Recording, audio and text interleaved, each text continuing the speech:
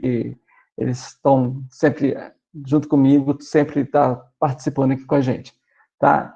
Lembrando que essas aulas, a partir de hoje, são aulas de revisionais para vocês tirarem as dúvidas e também, né, ampliar o conhecimento em cima de algumas matérias daqueles 28 dias que nós tivemos, né, de aula presencial, e durante a junho, naqueles formulários, e essas aulas que a partir do dia 1º de julho, né, nós começamos a fazer através do Meet.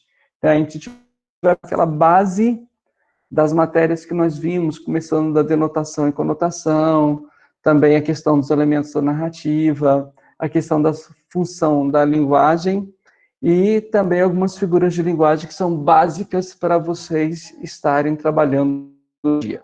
Tá? Apresentar os slides para vocês aqui, e eu queria muito que vocês estivessem participando mesmo. Quem quiser falar, abra o microfone, fala no chat, tá? Para a gente poder fazer uma aula bem dinâmica aqui. Deixa eu aqui. Tá aparecendo aí para vocês, gente? Tá, Giovana? Pra mim tá não. Ah, não. Não. Que tá aqui aparecendo. Apareceu, Thales, aí?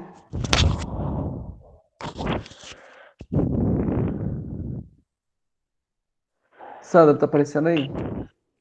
Não, tá tudo escuro. Deixa eu voltar aqui.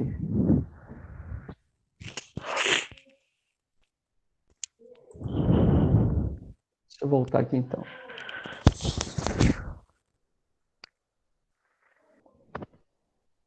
Vamos lá de novo.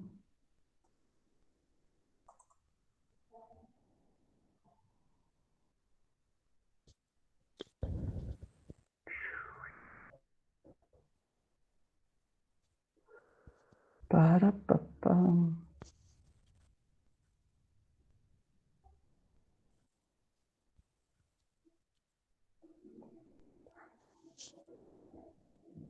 E aí, foi? Agora foi.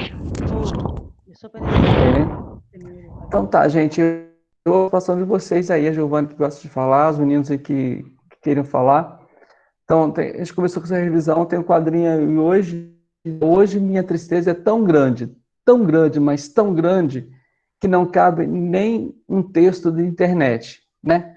Então, você tem aí uma tirinha, onde aparece, hoje minha tristeza é tão, mas tão grande, cabe nem um textão de internet, né? Isso. Então, quando eu falo tão grande, mas tão grande, o que eu estou fazendo dentro do texto? Tá?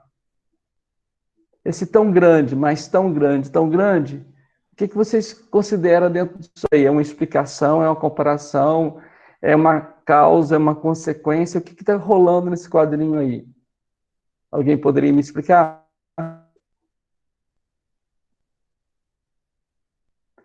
Para você, Giovana. Laura? Eu acho que é uma explicação. Mas presta atenção, ó, tão grande, mas tão grande, cabe um textão de internet. Bom, poderia ser uma comparação. Isso, é uma comparação. Então, uma comparação também é uma figura de linguagem, certo? E aí você vê que nesse quadrinho aí simples, você tem uma comparação e você está falando textão de internet. Olha só, você está falando, é um texto que estava na internet, própria internet. Então você vai, num quadrinho, você pode encontrar uma figura de linguagem que é tão grande, que é uma comparação, certo? E ao mesmo tempo você tem um quadrinho, uma tirinha de internet falando de internet. Então isso tudo tem uma função dentro dentro da linguagem nossa que a gente vai ver, certo? Eu pego lá um segundo texto, um segundo exemplo, tá? Sandra, lê. Consegue ler, Sandra? Eu odeio estes pneus. Eu adoro esses pneus.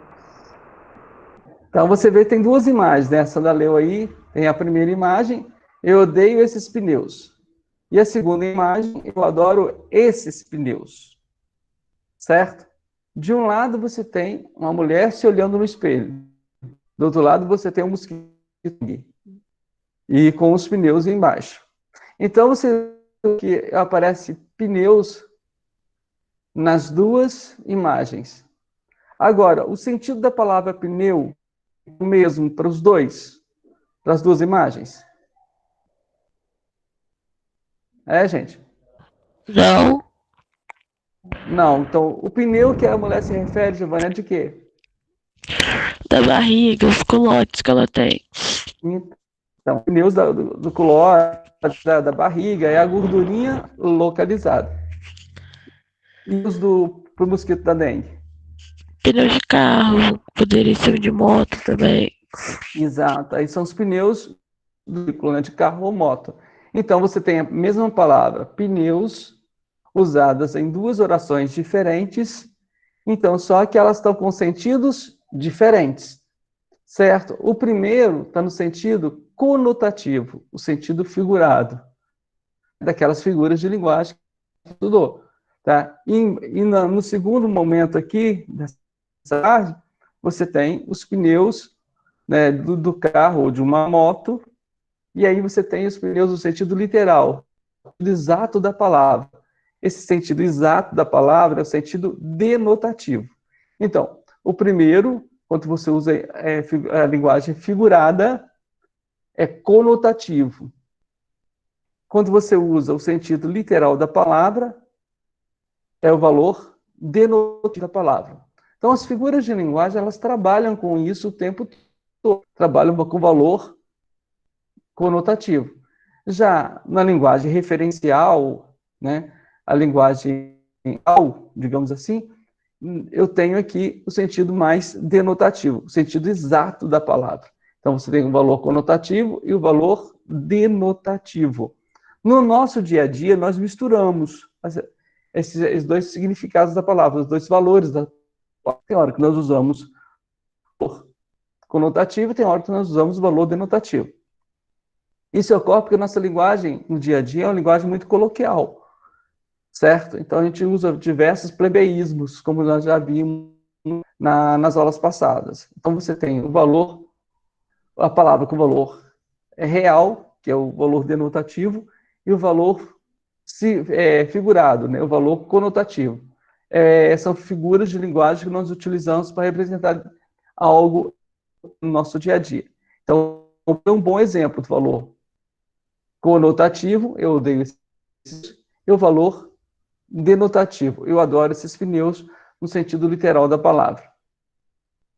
Então, a denotação. A conotação e a denotação são as variações de significados que ocorrem no signo linguístico. Signo linguístico é a palavra, né? É a junção de letras que vão ter vão formar determinadas palavras. O composto de um significante, as sons, e o significado, o conceito, a ideia. Então, por exemplo, o significado pode variar. Pode ser os mesmos significantes, que são as letras e os sons, com um significado diferente. Aí entra a questão do contexto.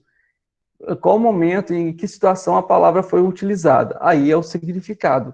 Vai depender do contexto, né, que ela foi apresentada.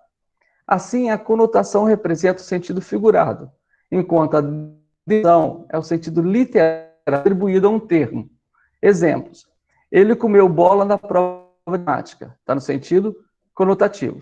Tá? Ele se perdeu, né? Ele dormiu, ele cochilou nas questões, coisas nesse sentido. Ele não sabia nada, então é o valor conotativo. Depois de jogar bola, nós comemos um churrasco, sentido denotativo. Então, é a bola aqui no sentido real da palavra. Então, você tem a expressão comer bola, sentido conotativo. Você tem a mesma palavra no sentido denotativo.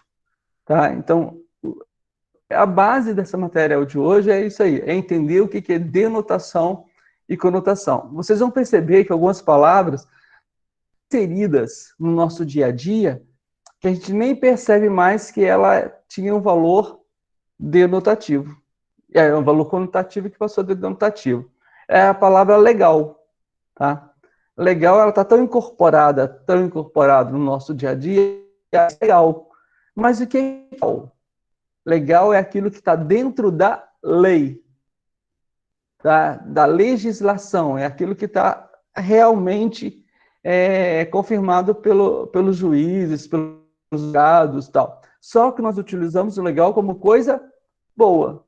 Nem tudo que é legal está dentro da lei, certo? Então você vê a palavra legal, que estava no sentido denotativo, que passou a ser usado no sentido conotativo também. Então, legal que está dentro da lei, só que o fala como uma coisa boa. Agora, um slide para vocês, que a gente vai entrar um pouquinho nas figuras de linguagem, só algumas, que é a cara da professora Sandra. Sandra, não vai ficar chateada, não. Aí, ó, a Ellen, as meninas aí, ó. Pode ver se a Sandra não é assim, essa pessoa que vai aparecer do lado mais nitidamente no slide. Olha o bullying. Pode ver, olha lá, Sandra. Giovana, lê para mim.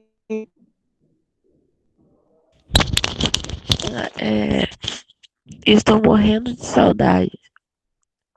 Eu também, mas eu falei 1000 vezes para não nos encontrarmos aqui. Se a hiperbólica da linguagem nos... Peraí. Se a hiperbólica da linguaruda nos vir, vai virar a mulher elástico. Babar cachoeiras e morrer de rir de nossa desgraça.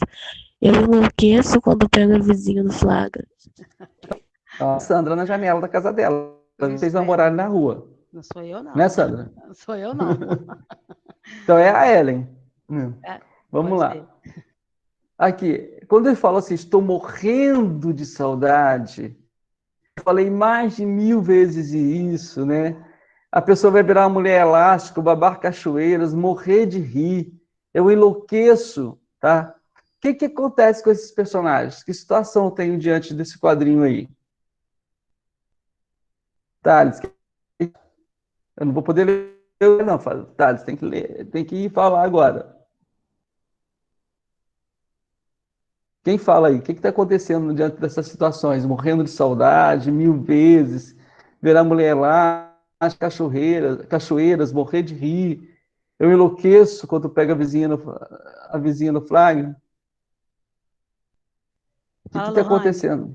Lohane, Hariane, Kailane, Mariane, Natasha, Cauã. Quem vai observar o que está acontecendo quando eu falo que eu estou morrendo de saudades? A gente morre de saudades, no sentido literal mesmo. A gente consegue falar mais de 1000 vezes uma determinada situação. A gente consegue babar cachoeiras, morrer de rir. A gente enlouquece quando acontece algum fato realmente. Isso tudo aqui, gente, está no sentido figurado. Morrer de saudade corre aqui. Ninguém consegue falar 1000 vezes a mesma coisa. Não consegue babar cachoeiras, ou seja, o tanto que uma cachoeira com água vai dar escoamento a uma água. Ninguém enlouquece do jeito daí. Aí tudo no sentido mais figurado, né? Esse sentido figurado, esse exagero que tem aí, eu chamo isso de hipérbole, que é uma função, figura de linguagem, certo? Que vai representar um exagero. A hipérbole também é um termo, certo? Mas a gente utiliza na língua portuguesa para demonstrar esse exagero nas nossas situações, no nosso dia a dia. Eu morri de rir. Tá? Eu já falei isso 300 vezes. A mãe da gente fala muito isso com a gente, com vocês aí, as suas mães. Eu já falei isso mais de 1000 vezes, né? Porque é um exagero. Esse exagero eu coloco como hipérbole, certo? É o exagero, é uma figura de linguagem. Então, algumas que a gente vai ver hoje, que são mais simples, é só para vocês perceberem, né, como acontece no dia a dia. Eu acho que no dia a dia de vocês deve ter caído alguma questão de figura de linguagem. Tá? Eu acredito que sim. Então, a gente vai ver algumas. As primeiras que a gente vai ver hoje é uma revisão, né, porque nós já vimos isso em aulas passadas, né, figuras de pensamento. Primeiro eu tenho a antítese, tá? A antítese consiste na ação de termos contrários de palavras que se opõem pelo sentido. Eu vi a cara da morte e ela estava viva. Então você tem morte e viva, ou vida, não sei, né? Aí morte e vida, ou morte e viva, no caso da letra do Cazuza. Então, essa oposição vai receber o nome de antítese, tá? É o contrário. Antítese se mistura muito com aquilo que chama, que é o paradoxo, só que é um pouquinho diferente. A antítese, eu vi a cara da morte e ela estava viva. O bem, né, a alegria e a tristeza. Então, diversos poemas, principalmente do Barroco, que vocês vão estudar pela frente, utiliza essa antítese, certo? Utiliza essa antítese. O paradoxo é quando você um termo que é contrário não força o outro. Por exemplo, eu comi muito pouco. Eu estou reforçando que eu comi pouco. O muito ali não vai estar com a ideia de contrário, e sim de reforçar a intensidade, né, que eu comi. Ou seja, eu comi menos do que eu deveria. Então, isso já é um paradoxo. Então, se você pegar uma outra situação, o gelo queima como fogo. Eu tenho uma comparação, mas o gelo é frio e o fogo é quente. Mas queima, certo? Tem um paradoxo. Agora, quando eu tenho opções ou versos em oposição, aí já é uma antítese. Você é o meu bem, você é o meu... Aí é uma antítese. Coisas opostas, coisas contrárias. A ironia vocês trabalham muito bem com ela. Né? A Laura, de repente, vai falar que a menina é bonitinha. Ela sabe que a menina é feia. Vai falar que é bonitinha. O bonitinha ali é uma ironia. É dizer uma palavra, né? Você utilizou uma palavra para dizer uma outra coisa. Aí você está ironizando. É a figura que apresenta um termo em sentido oposto ao usual. Obter com isso efeito crítico ou humorístico. A excelente Dona Inácia era mestra na arte de judiar de crianças. Então, eu estou falando que a Dona Inácia é excelente. É um texto do Monteiro Lobato aí. A Dona Inácia é excelente. É a mulher que vai à igreja, que oferece cesta básica para os outros, que dá dinheiro para os cofres lá da igreja. É uma pessoa super bem vista na sociedade. Porém, ela judia das crianças. Se ela judia das crianças, é uma pessoa boa, ela é excelente, então ela não é. Está caindo alguma coisa aqui de casa. Tá? Então você vê que essa excelente aqui, ela acaba não sendo, tá? Então isso ocorre muito no nosso é você falar alguma coisa com outro sentido, tá? Um efeito mais crítico ou humorístico. Agora, detalhe, gente. Para quem pretende fazer um bom Enem, esse ano vai ser meio o Enem e tal, mas daqui 2, 3 anos que vocês vão estar fazendo, a ironia é muito presente dentro da prova do Enem. A ironia é o toque de humor que um texto possui. Ah, mas aí o Thales vai falar, mas Carlos, eu não entendi daquele texto, eu não achei graça. Esse humor é sutil. Às vezes a gente não tem o hábito de acompanhar um programa de televisão, né? Ler um bom livro, né? Sabe? Ler uma revista. Então, aí é que a charge aparece, contendo um humor muito presente, contextualizado na política atual, e a gente não conhece, não consegue achar. Por quê? A gente não está atualizado dos fatos.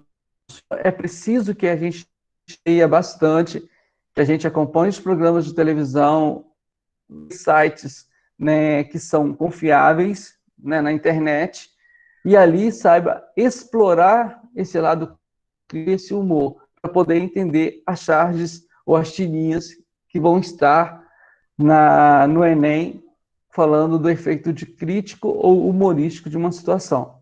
Esse texto aí do Monteiro Lobato, gente, é um texto de 1915, 20, para você ter ideia. Fala de uma menina negra que é judiada patroa, pela dona. Porém, a mulher é muito bem vista na sociedade da época. É uma mulher que judia crianças e era bem vista pela sociedade. Hoje o texto negrinha, ele é muito utilizado também no Enem, nas provas, porém as pessoas falam que é um texto preconceituoso. Só que vocês têm que olhar o contexto em que a história foi escrita, no início do século XX. Então eu não sei se o texto é bom ou ruim, né? Porque é preconceituoso, meus alunos não vão poder ler. Não, leiam, entenda o contexto da época, isso é muito importante. Entender a sociedade na época que o texto foi escrito, e não nos dias de hoje. Tá? Hoje pode ser um preconceito, mas naquela época era retratar aquela realidade, ironizar ou criticar a situação. Tá? Aí você tem eufemismo. O eufemismo consiste em substituir uma expressão por outra menos brusca. Em síntese, procura suavizar alguma afirmação desagradável. Seu Jurandir partiu dessa, ou seja, seu Jurandir morreu, certo? Só que, chega o cara partiu, né, morreu. Não, o cara morreu. Aí o pessoal, não, ele foi encontrar com Deus, ele partiu, foi para uma melhor, agora está descansando. Eles tentam suavizar. Essa suavização eu chamo de eufemismo, tá? É você suavizar. Hipérbole, eu já falei, trata-se de exagerar uma ideia com finalidade enfática. Eu estava morrendo de fome, em vez de falar que eu estava com muita fome. Morrendo de sede, né? A gente fala muito, estou morrendo de sede. Tá? Então, isso é uma hipérbole, um exagero. E a prosopopeia é uma personificação, consiste em dar características animadas a seres inanimados. Ou também a questão de características humanas em que não são humanos. Então, a prosopopeia tem esses dois caminhos. Tá? Consiste em atribuir a seres inanimados predicativos, ou seja, características que são próprios dos seres animados. Por exemplo, devagar as janelas olham. São as janelas que olham? Não são. Certo? Quem olha são as pessoas. Mas aí o poeta, que é o caso do Monte Andrade, falou, devagar as janelas olham. Certo? Então, as janelas não têm olhos. Quem tem olhos são os seres humanos. Eu dei características humanas a seres inanimados. Mas também vocês já viram muito nas fábulas, os animais conversando, tendo atitudes humanas. Também isso pode considerar uma personificação ou uma prosopopeia. É interessante que se vocês peguem alguns livros, por exemplo, do Jorge Amado, o principal personagem é uma mata, a mata de Cerqueiro Grande, certo? Que é de terra do sem fim. Tudo gira dessa mata. O personagem principal é a mata. Então, ali eu tenho uma prosopopeia, porque está dando características humanas a seres que não têm vida animal. Tá? Em exemplo, assim, vocês viram algumas fábulas, a história do carvalho com o bambu, que o bambu sempre flexível. Quem foi derrubado primeiro?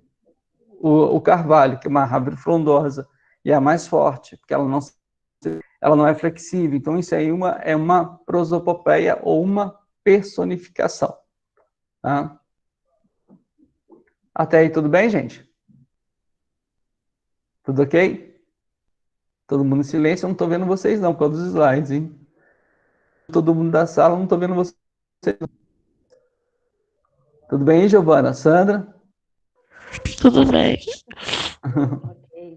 Vamos lá. Agora a gente vai partir para uma figura também que é bastante interessante. Tá? Nós ganha até com o pé de pato. Tá?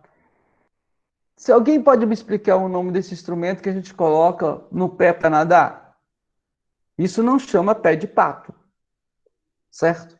Mas eu não acho termo que vai me encaixar tão bem para esse instrumento, esse equipamento de natação que se coloca nos pés, tá? Não existe até existe um nome técnico para isso, mas a gente não vai utilizar. Como a gente vai falar do céu da boca, da barriga da perna, certo? São expressões que a gente, pé da mesa, deixa eu pegar outra aqui, vou pegar algum aí. Então, vocês veem pé da mesa, pé de Braço de pato, dente de alho, cabeça de dente de cebola. alho, o que mais, Sandra? Cabeça de cebola. Cabeça da cebola. Então, como a gente não tem um termo tão que chegue para as pessoas de uma forma mais fácil, então a gente se apropria disso. Eu vou falar que o meu palato foi queimado. Alguém vai saber o que é palato? É o céu da boca, certo? Vocês já viram embarcar? Todo mundo já ouviu. Mas embarcar vem da palavra barco, certo? Mas eu não estou embarcando num barco, estou embarcando num ônibus, num avião. Isso também é considerado catacrese. Eu plantei a mão na cara do sujeito. O plantar é de vegetal, de pegar a semente, colocar no chão, ou uma mão no chão, mas eu plantei a minha mão na cara. Isso aí é o que a gente chama de catacrese. Se você não tem uma expressão tão fácil ou tão mais facilitada para as pessoas entenderem o que eu estou falando, eu utilizo expressões comparativas. E essas expressões acabam ficando no dia a dia, né, como o mais fácil. O braço da cadeira, por exemplo. Eu coloquei a mão no braço da cadeira. A cadeira não tem braço. A mesa não tem pé, certo? A boca não tem, né? E a gente utilizando dessa forma para facilitar o entendimento das pessoas e achar que as coisas funcionam melhores dessa forma. E aí eu vou trabalhar aqui com a catacrese, que eu já expliquei para vocês aí, e a metáfora. A metáfora é uma espécie de comparação. Eu falo sempre, os meninos cansaram de ouvir isso de mim na sala de aula, que é uma comparação sem o como, tá? Metáfora consiste em empregar no termo um significado diferente do habitual, com base numa relação de similaridade entre o próprio sentido figurado. A metáfora implica, pois, uma comparação em que o conectivo comparativo fica subtendido. Meu coração é um balde despejado. Tá? E aí eu tenho uma metáfora. Aí a Giovana falou no início, e a comparação lá em cima, na primeira charge lá. Ficaria assim, meu coração é como um balde despejado. É tal qual um balde despejado. Aí eu teria uma comparação. Mas como não apareceu o termo comparativo, tenho aí uma metáfora. Quem está namorando aí no grupo aí, quem tem namorado ou namorada aí, sabe que o dia de namoro é essa comparação. Você é a luz do meu caminho, a estrela da minha vida, é o sol que brilha, né? São diversas metáforas. Depois você vai ser assim, você é a pedra do meu sapato, né? Só começa o lado pejorativo. E você tem algumas metáforas. Tá? Vocês estão trabalhando com metáforas. Agora, se eu coloco o termo comparativo, eu faço uma símile, então, o meu coração é como um balde despejado, o meu coração é tal qual um balde despejado, aí eu tenho comparações. Tá? Então, o que diferencia a metáfora da comparação é o termo comparativo. Só um detalhe, gente. Quando a gente estuda lá na frente, nas faculdades, eles vão dizer que as figuras de linguagem são metáforas. Só que para a gente entender o que ela é a metáfora literal mesmo, aquela bem ao pé da letra, que é essa daí. E a catacrese ocorre quando, por falta de um termo específico, voltando aqui, para designar o conceito, toma-se outro por empréstimo. Entretanto, devido ao uso contínuo, não mais se percebe que ele está sendo empregado no sentido figurado. O pé da mesa está... Eu não falo o haste de sustentação da mesa. No pé da mesa. Então, aí eu tenho a questão, né, da catacrese. Ok aí, até aí, gente? Tudo bem aí? Ok.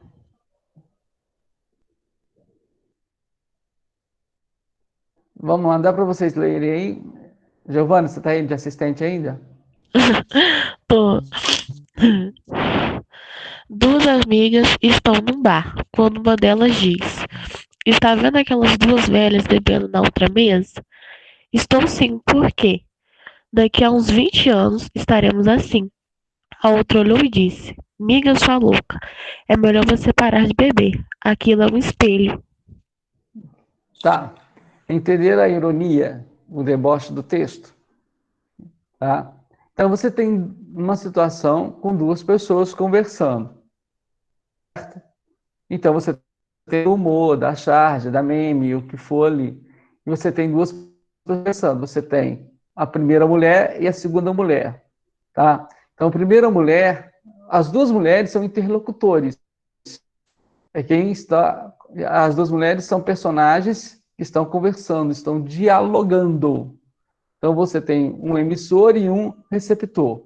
Mas, ao pé da letra, como agora não aparece por Enem para vocês têm os interlocutores. Os dois interlocutores que nós temos é o emissor e o receptor.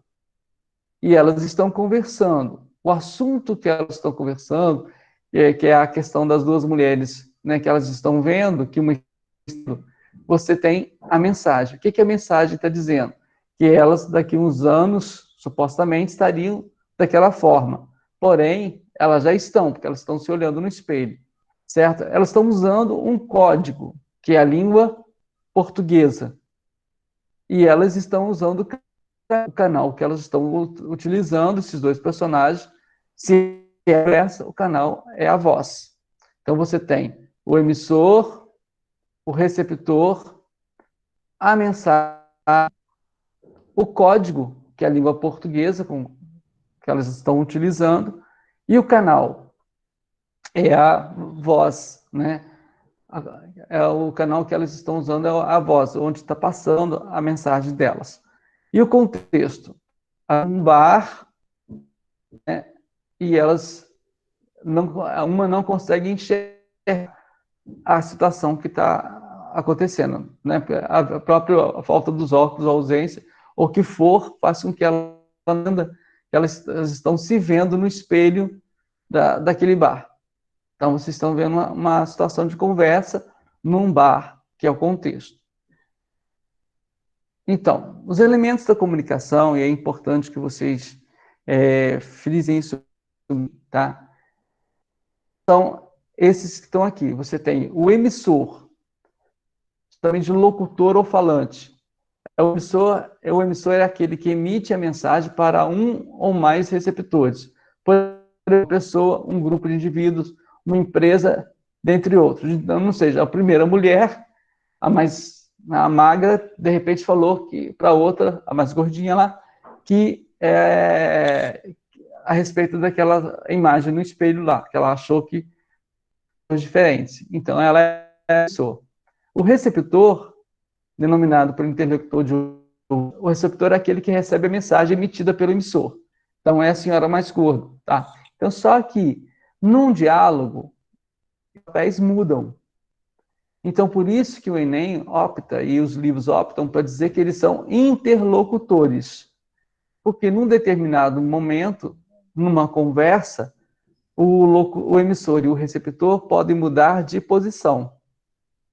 Então, eles são interlocutores. O emissor é aquele que emite a mensagem. O receptor é aquele que recebe. Tá? A mensagem é o objeto utilizado na comunicação de forma que representa tudo, o conjunto de informações transmitidas pelo locutor.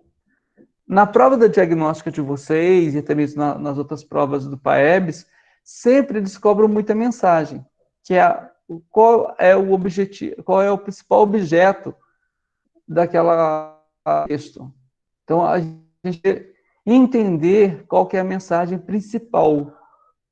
Às vezes, dentro de um texto, você tem diversas mensagens, mas qual é a mensagem principal?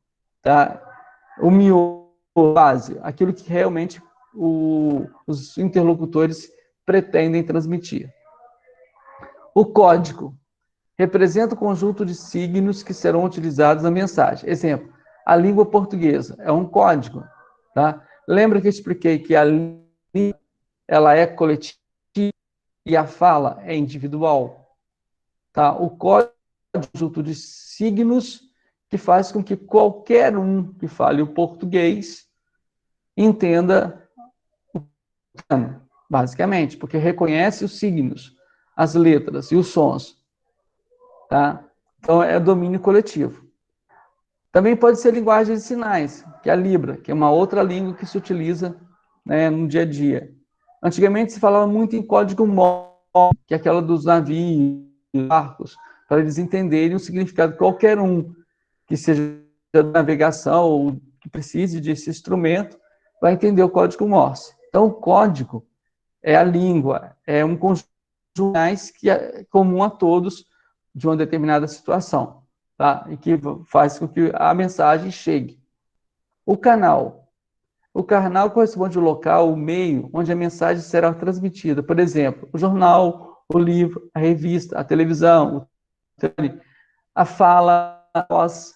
Isso também é o canal. Tem aqui a nossa, por exemplo. Eu sou o interlocutor, emissor, vocês são os receptores, mas vocês podem participar do processo. A casa da Sandra, a Giovana, tá? Que também falam aqui, então são interlocutores. Só que eu sou emissor, vocês são receptores. A mensagem, uma revisão de língua portuguesa.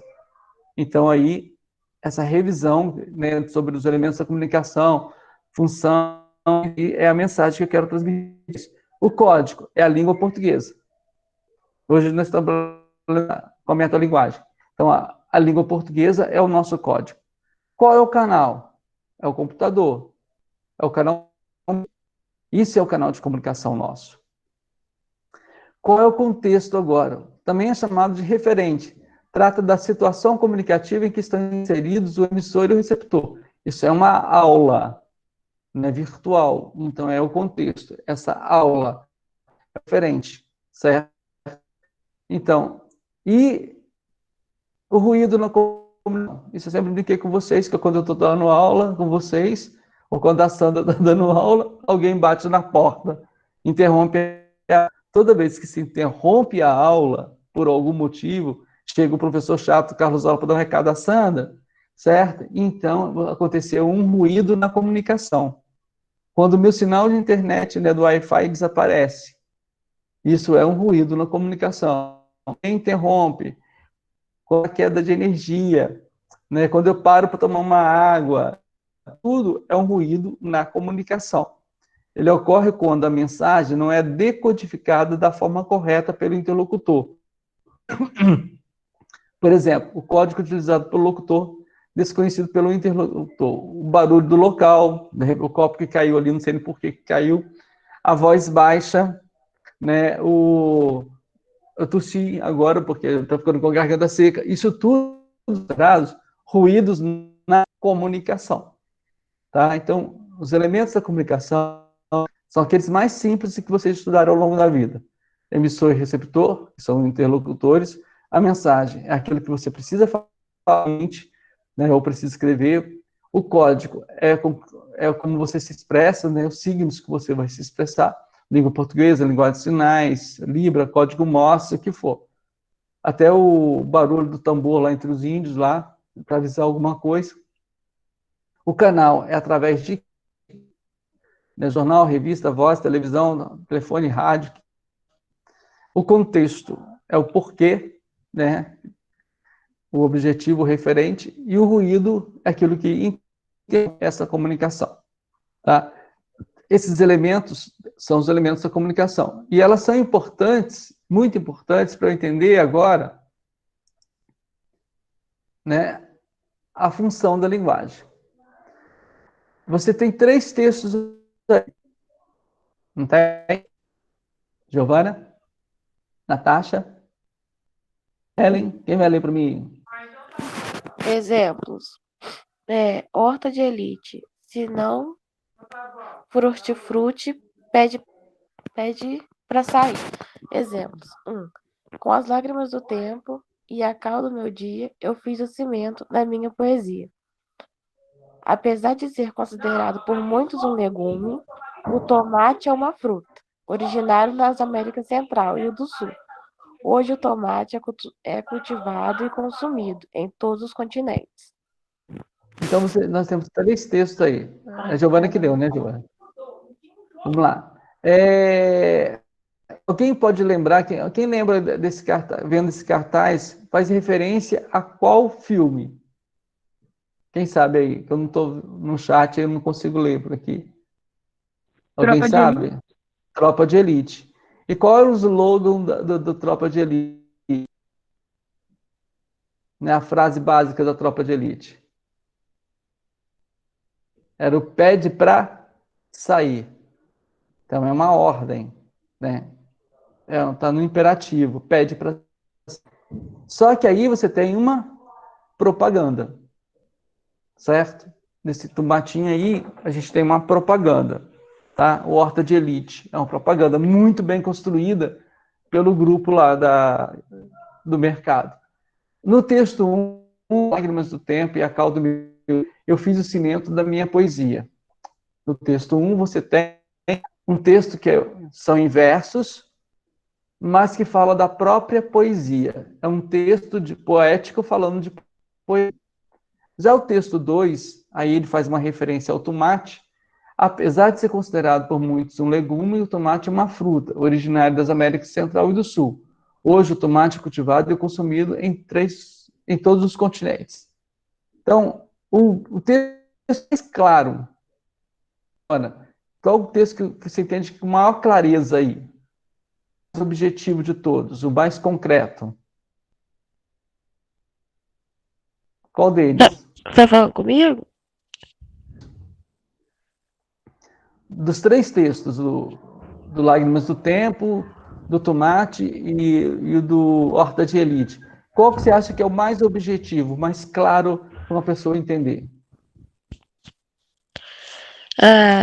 Eu acho que é o Horta de Elite mesmo. Mas todo mundo ia entender a respeito do filme de Elite?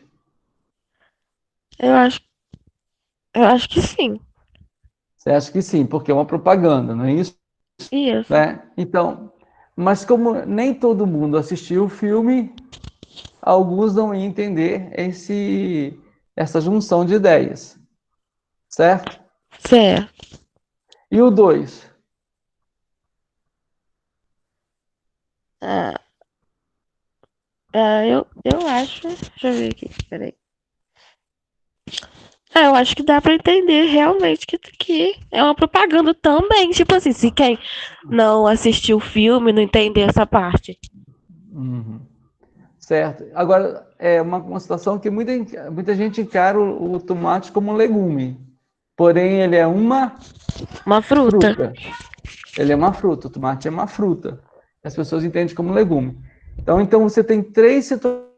Um texto poético, um texto referencial, que dá uma informação, texto que eu considero uma propaganda. Tá? É uma propaganda do hortifruti. Então, quais são as funções de uma linguagem? Tá? A gente está finalizando aqui, né, esse último tópico aqui. As funções da linguagem são segmentadas em 6 tipos.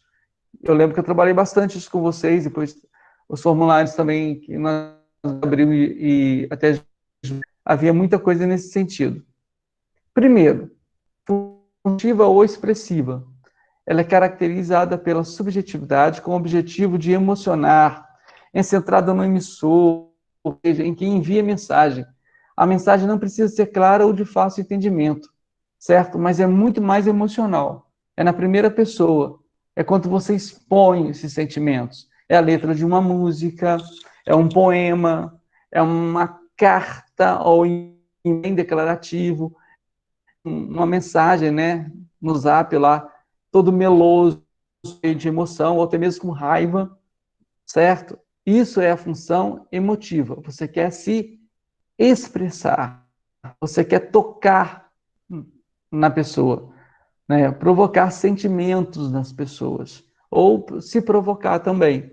Então, essa função emotiva ou expressiva, ela está muito nas cartas, né, nas cartas pessoais, do Zap, nas questões de poemas, das letras das músicas, nas cenas de série, filmes, novelas. Então, é para tocar o coração, tá? Provocar. Função emotiva ou expressiva. Você também tem a função denotativa, referencial ou informática, ou informativa, aliás. Possui a finalidade de informar, notificar, anunciar, indicar, referenciar. Não é objetiva, sobre a verdade. Um bom exemplo da função denotativa são as notícias. De acordo com os facultados pela Polícia Militar, sobe para 12 o número de vítimas em estado grave, após confronto entre as equipes de futebol nesta quarta-feira, entre as quais 3 mulheres. Então, você viu que lá naquele texto 2 do tomate lá, que ele é uma fruta e não é um legume, a finalidade dele é uma informação. O texto, função denotativa, é oposta à função emotiva. Olha que interessante. Se o texto ele é referencial ou informativo, ele não pode ser emotivo. Tá? Lembre-se sempre disso. Porque um texto pode ter mais de uma função, certo? Mas aquele que é emotivo não pode ser denotativo. Função conativa ou apelativa. Tá? Ele quer ser o receptor. Ele procura convencer o leitor, dar conselhos ou ordens. A conativa está em livros didáticos, manuais, livros de autoajudas e texto publicitário. É o caso do Horta de Elite, em que você quer convencer o comprador, o consumidor, a levar o tomate. Então, se não for isso, pede para sair. O pede para sair é uma ordem, certo? Então, o texto a conativa, ela te dá uma determinada ordem, é um manual de... Vocês já estudaram o texto injuntivo. Faça isso, faça aquilo, desmonte, apegue, tá? Então, isso aí você tem a função conativa. Todas as propagandas, ela tem essa função de convencer o leitor, convencer o receptor. Esse ato de convencimento sempre é uma ordem. Essa ordem, ela é de função conativa ou apelativa. E eu tenho a função metalinguística. Lembra do primeiro texto que a gente viu? Com o sal do meu dia, a minha poesia, tá? Usa a mesma linguagem para explicar a mensagem. Explica um código usando o próprio código. Exemplo, uma poesia que fala sobre poesia, uma música que fala de música. E aí eu tenho lá no início, deixa eu ver se eu consigo resgatar a imagem aqui. Olha, lembra dessa charge do início? Hoje minha tristeza é tão grande, mas tão grande que não cabe em um textão de internet, né? Então, essa questão do... Hoje a minha tristeza é tão grande, tão grande, tão grande, é emotivo. Porém, é um texto que estava na internet falando de internet. Aí eu tenho duas funções. Emotiva, eu tenho a metalinguagem. E preste atenção bastante que a metalinguagem cai muito no Enem. Tá? Várias questões do Enem, da prova de língua, está ligada à metalinguagem, a um texto que fala do próprio texto. Certo? Então, é tão grande, emotivo. Que está falando das emoções. E aí, quando o segundo personagem aqui vai falar da comparação com o texto de internet, ele falando da internet, é metalinguagem. Tá, deixa eu pegar aqui, recuperar. Aí tem a função poética. Muitos confundem com função emotiva. Aí tem como objetivo emocionar o leitor. Já a função poética se importa mais com a mensagem em si e a forma como ela será transmitida. As palavras são usadas no sentido figurado. O amor é fogo que arde sem se ver, é ferida que dói e não se sente. É lamento descontente, é desatina sem doer.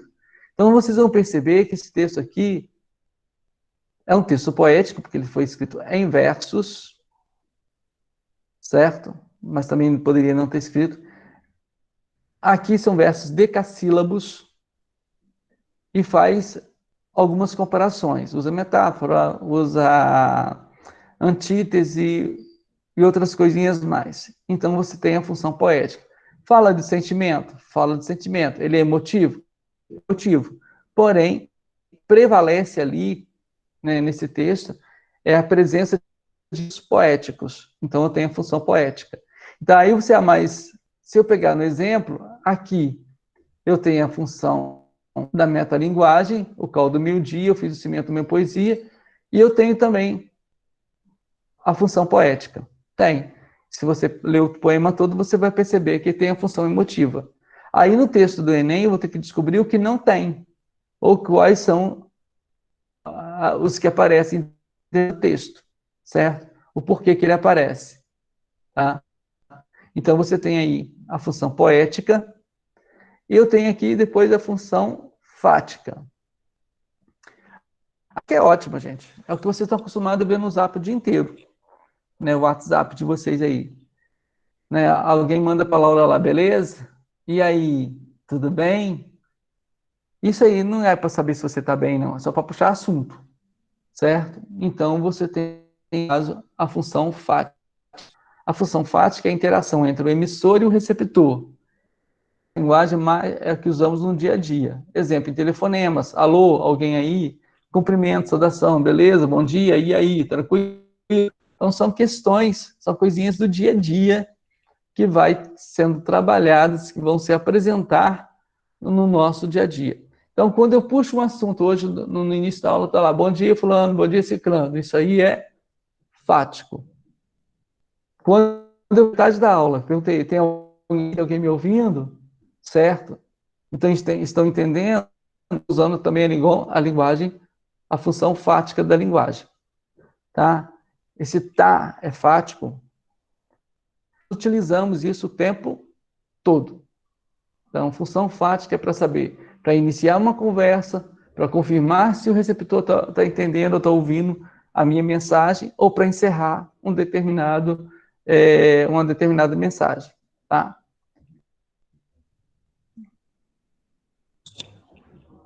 Olha essa imagem. A função que está sendo usada aí.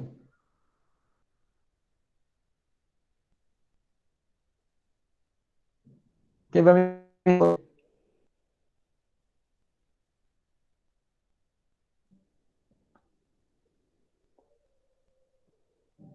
A Ellen, Hariane. O seu áudio está cortando para mim, não deu para me entender o que você falou. Vamos lá. Qual é a função que está sendo usada? Ouviu agora?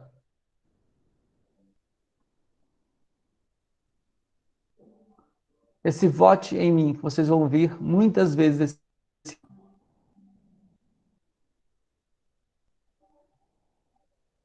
Isso é uma propaganda, não é? Esse vote em mim É o que esse vote em mim que você falou? é uma se é uma propaganda, qual é a função que está sendo utilizada? Apelativa? Apelativa, muito bem. Aí você tem a função apelativa, certo? Lógico que tem a ironia. Se vocês perceberam aqui, ó, a ironia. São duas galinhas. Quem segura os cartazes são os homens. Só que aí você vê que o desenho é raposas. As raposas devoram as Galinha. galinhas. Tá trabalhando com a ironia, certo? Então é isso que vocês vão ter que perceber durante pensando no Enem, você saber localizar a ironia, qual é a função da linguagem. Isso aqui é uma crítica à sociedade. Então, qual é a finalidade desses textos? Debochar ou criticar a relação dos políticos com os eleitores, certo? É essa. Então, vocês viram aí né, de todos os conteúdos, vou parar com a apresentação.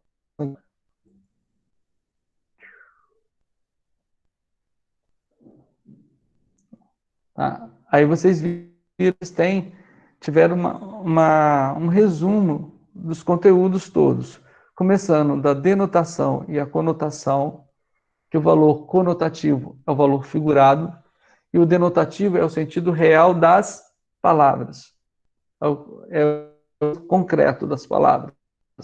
Então, a conotação a gente utiliza no dia a dia, na gíria, ou naquelas frases feitas, na maioria das vezes eu estou usando a conotação. Mas tem determinados momentos, aí a gente fala do contexto. Não posso utilizar essas palavras no valor conotativo. Depende de onde eu estou, o que eu estou fazendo. Tá? Então é o contexto que a gente fala. Então eu tenho o valor, a denotação e a conotação. Depois a gente vamos, né? Deixa eu ver na sequência aí, foram os elementos, não, folhas de linguagem. Tá? Que eu tenho, a básica de todas é a metáfora, que é uma espécie de comparação, tem o termo comparativo.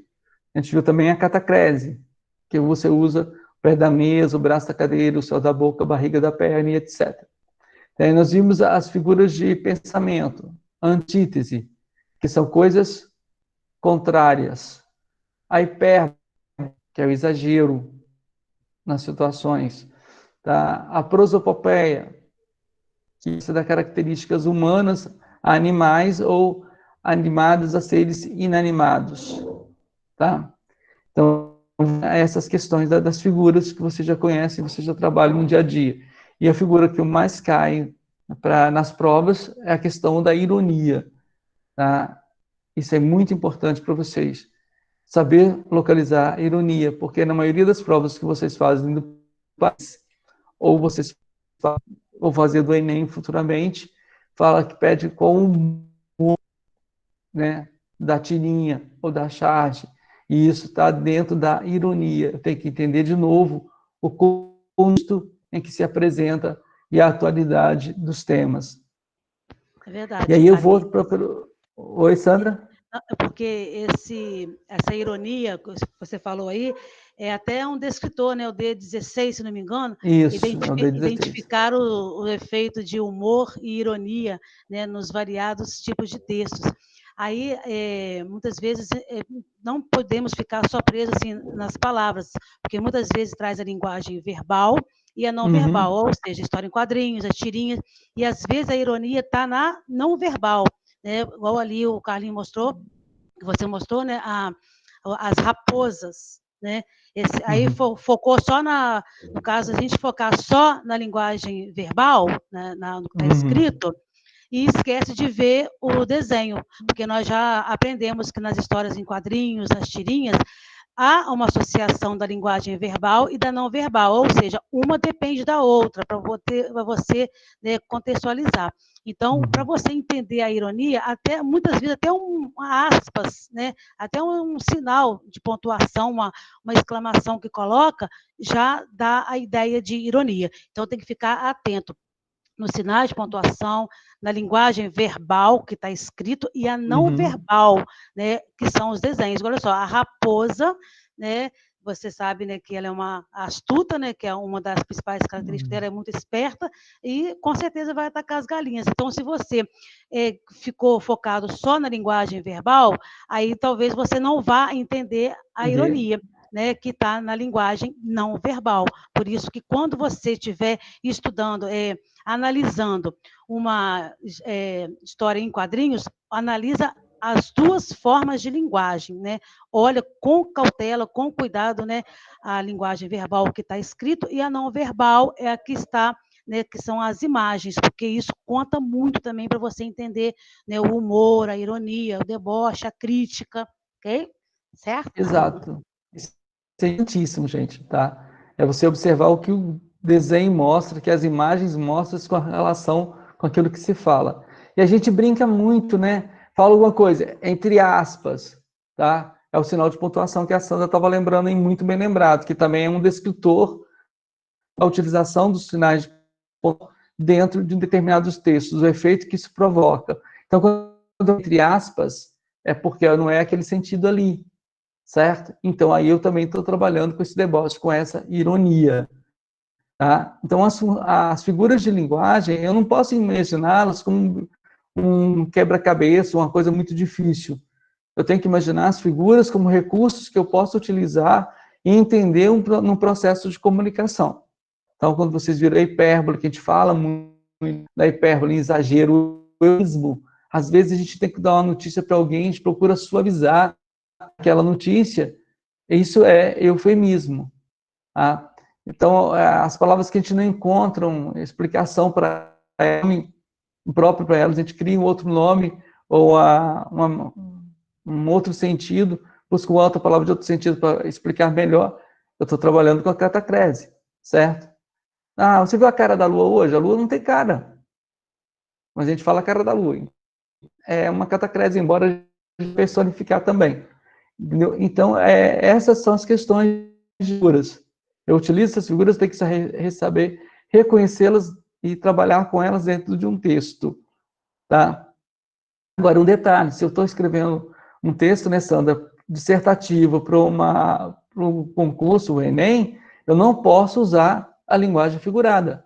Eu só posso usar a função referencial, o valor literal das palavras, né, Sandra? Isso aí. E não se esquecendo que a minha turminha já aprendeu, para assim, firmar mesmo, focar, denotação, lembra de dicionário, ou seja, a palavra do jeito que você encontra no dicionário. Então, quando você fizer a prova do Enem, né, redação, qualquer tipo de redação dissertativa, no caso, é linguagem denotativa. Você não pode florear, você não pode colocar uma palavra com vários significados para deixar que o outro interprete. Não, você que vai dar ali, é o que você quer passar para o outro, né? Então, é linguagem denotativa, é a linguagem do dicionário. É, linguagem denotativa, aí é que ela vai para aquelas funções. Qual é a função do meu texto? É informar. Se é informar, eu vou usar a função referencial ou denotativa. Entenderam agora? Aí é um processo toda a questão da linguagem aí. Você estudou a denotação e a conotação. A denotação, ela vai se apresentar onde? Dentro da função referencial ou denotativa, o valor real das palavras. E aí entra os elementos da comunicação. Qual é o contexto que eu quero apresentar? Se é uma prova, bem, eu vou estar preocupado com o contexto. Eu tenho que saber informar. Tá? Eu vou ter que usar uma linguagem culta ou formal. Certo? Aí eu entro nos elementos da comunicação agora. Eu sou interlocutor, eu tenho que convencer alguém, que é o receptor, eu preciso transmitir um conhecimento, que é a informação, eu tenho que apresentar minha tese, argumentos, em língua portuguesa, qual canal vai ser minha escrita, em que ponto. Eu estou numa prova do Enem, eu tenho que pensar para quem que eu estou escrevendo, tá? Quem é o meu emissor, meu receptor, quem vai estar me ouvindo ou lendo, e como que eu quero apresentar. É o meu contexto, certo? Então, os elementos da comunicação são os interlocutores, que é o emissor e o receptor, a mensagem que eu quero transmitir, o código é a língua portuguesa, ou, no caso, Libras para ou o código Morse para outros, certo? O Esperanto, que seria uma língua universal que não deu certo, o inglês, né, que as pessoas procuram fazer algumas coisas em inglês. Aí eu tenho depois qual é o canal, que pode ser escrita, o telefone, a voz, né, a internet, a televisão, o rádio. Eu penso também em contexto, em situação. Qual é a situação daquela mensagem, daquilo que eu quero, certo? E lembrar que existem ruídos. No meio de uma prova do Enem, você deu uma dor de cabeça. É um ruído. Você acabou a energia da sala. É um ruído, tá? Isso pode ocorrer. Deu uma dor de barriga. É um ruído, tá? Porque a mensagem foi interrompida, tá? E aí, as funções. Só para finalizar, a função emotiva ou expressiva no eu. O que eu sinto. Eu quero fazer com o meu texto, eu quero emocionar as pessoas, eu quero fazer um desabafo, tá? Eu quero provar sentimentos, então é centrado no eu lírico, certo? Aí a função emotiva ou expressiva. Referencial denotativa é o oposto da emotiva, que ela é centrada na informação, naquilo que eu quero transmitir, o mais objetivo. Eu tenho a função fática, que é para iniciar uma conversa, manter uma conversa e encerrar uma conversa. E eu pergunto a vocês, se vocês estão me entendendo? Isso é fato, certo? E aquela beleza, oi, epa, olá, isso também é fático. Você também tem outra questão, que é a questão da conativa ou apelativa. É quando você quer convencer alguém de algo. É o que a gente comentou do político. O político agora vai ter o voto. Quem tem 16 anos aí vai ter que votar. Ou, né, o título, no caso.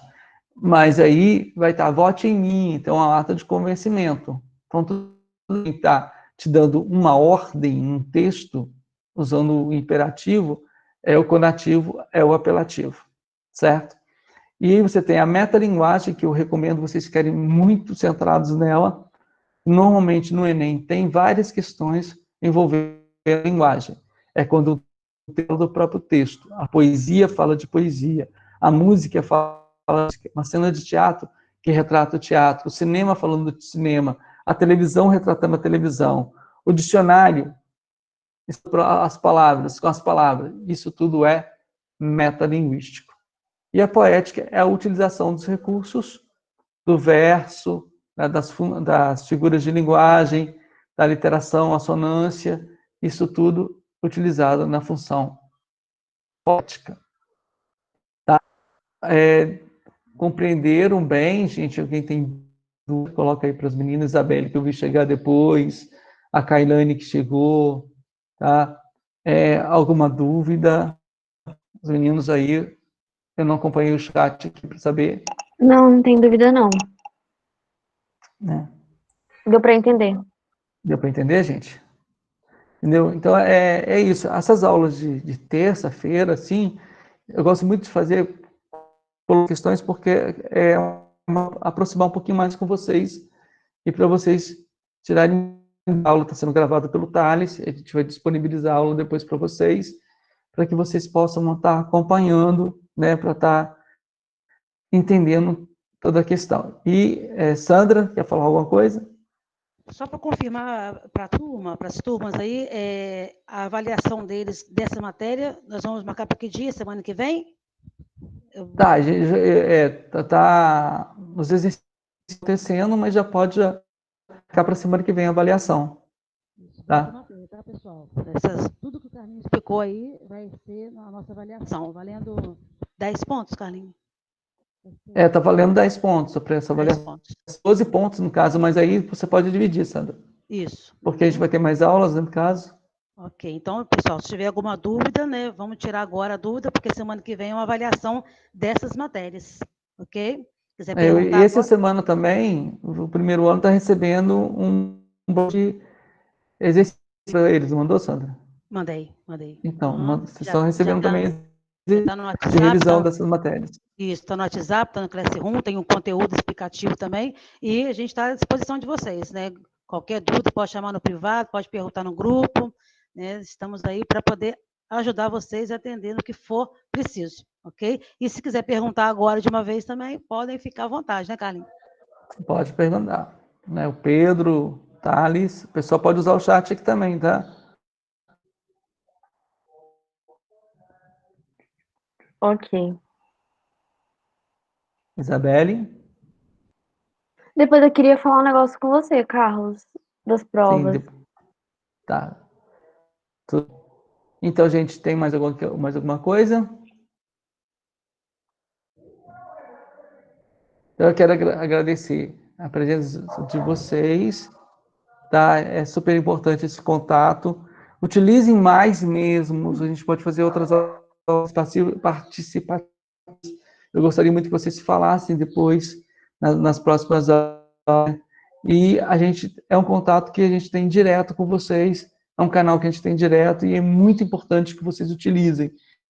Sabe quando essa pandemia vai parar, você sabe que em alguns países a onda está voltando e a gente, no Brasil, ainda é muito grave, muito sério, a gente não tem um sistema, né, tão bom assim para estar evitando, a gente não sabe quando essa vacina vai chegar, então, quando a gente vai ter aula presencial.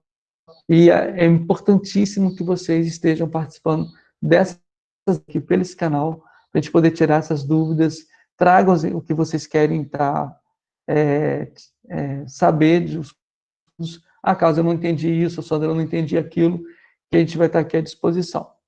Verdade. Eu gostaria também de agradecer a todos os alunos que participaram, né, e parabenizar, né, dar os parabéns pelo empenho, pela dedicação, né, e saibam que todos os dias eu estou orando por vocês, né, pedindo a Deus que a boa mão dele esteja sobre vocês cada dia, que os que desistiram no meio do caminho, os que estão perseverando, não desistam, né, perseverem mesmo, e que o mais, igual o Carlinho falou, nós estamos aí e que precisar, vocês podem chamar, né, nos chamar qualquer momento. Tem menina até de madrugada manda mensagem, e a gente dá leva um susto, né, que acha que é alguma notícia ruim, mas a gente atende também, porque a gente não sabe qual horário que estão disponíveis, né? E nós estamos à disposição de vocês, ok, gente? Muito obrigada pela participação, parabéns pelo empenho e continue assim, ok? Beijos. Vou aparecer as carinhas aí para gente tirar uma foto aí, gente. Ah, é verdade. Entendi. Vou aparecer a minha feiosa também aqui. Vai, Hariane, Giovanni. Deus me livre. Deus me federai, né? Fazer o quê, né? Pelo amor de Deus. Fazer o quê, né? Tem certeza que vai... Deixa pra próxima. Na próxima vocês me avisam que eu pedi Não, cabelo Vocês, de manhã. terça-feira que vem, o nosso sempre nesse horário, então vocês bem bonitinhos, todo mundo assim, o Vai carinha tirar foto agora, bem. não? Vou tirar a foto. Pode Registrar, tirar foto faz de um mim. print aí. Tira um print aí, ô Sandra. Espera aí. Só o print para dizer que a gente estava junto.